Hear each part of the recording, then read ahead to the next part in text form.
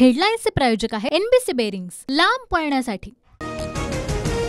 महायुतीचं उर्वरित जागा वाटप आज किंवा उद्या होण्याची शक्यता। ठाणे, नाशिक, पालघर, दक्षिण मुंबईची उमेदवारी जाहीर होणार असल्याची माहिती। नवनीत राणांच्या सभेला उपस्थित राहण्यासाठी पैसे वाटल्याचा रोहित पवारांचा दावा, तर खुल्लम-खुल्ला पैशांचं वाटप सुरू होतं, काँग्रेसच्या यशोमती ठाकूर यांचाही आरोप। सभेत पाणी वाटणाऱ्या महिलांना मजुरी म्हणून पैसे दिले, आमदार रोहित पवारांच्या आरोपांवर रवी राणांचं स्पष्टीकरण। महायुतीचे उमेदवार संजय मंडलिक आणि धैर्यशील मानेंच्या प्रचारार्थ पंतप्रधान मोदी मैदानात। मोदींची आज कोल्हापुरातील तपोवन मैदानात सभा, मुख्यमंत्री शिंदेंकडून सभास्थळाची पाहणी। लातूरच्या उदगीरमध्ये आज प्रियंका गांधींची जाहीर सभा, महाविकास आघाडीचे उमेदवार शिवाजी काळगेंच्या प्रचारार्थ सभा होणार। राहुल गांधींच्या लातूर मुक्कामानंतर प्रियंका गांधींची ही सभा।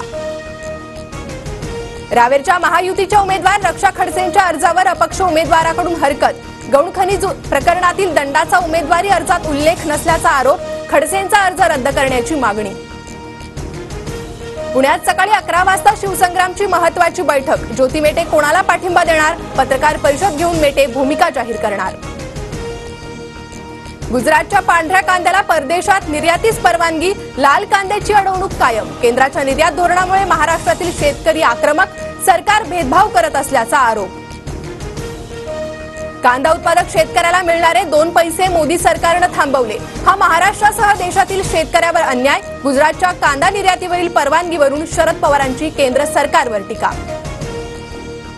ठाकरे गटाची याचिका निवडणूक आयोगाने फेटाळली, प्रचार गीतामधून जय भवानी आणि हिंदू शब्दावरील बंदी कायम, ठाकरे गटाच्या भूमिकेकडे लक्ष। हातकणंगलेमधून बच्चू कडू महायुतीच्या उमेदवाराविरोधात दंड थोपाटणार, राजू शेट्टींना निवडून आणण्यासाठी सर्व प्रयत्न करणार, आमचं नातं शेतकऱ्यांशी जोडलेलं आहे, कडूंची भूमिका।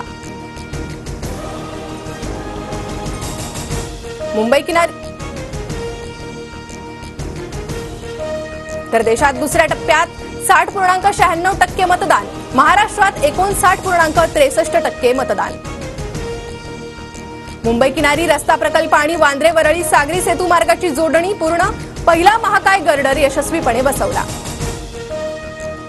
पुढील 24 तासात देशातल्या अनेक भागात अवकाळी, उत्तर भारतासह मध्य महाराष्ट्र आणि विदर्भात विजांच्या कडकडाटासह पावसाचा इशारा, जम्मू काश्मीर उत्तराखंडमध्येही मुसळधार पावसाची शक्यता।